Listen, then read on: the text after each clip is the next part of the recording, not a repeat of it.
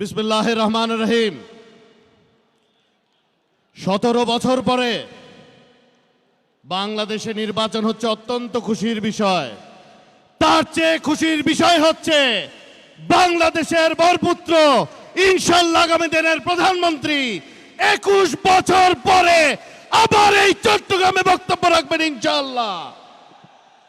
আমরা চট্টগ্রামবাসীকে তাকে স্বাগত জানানোর জন্য প্রস্তুত।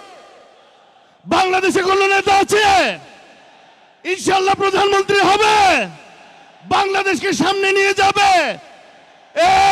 সেই নেতা রহমান, তারেক রহমান।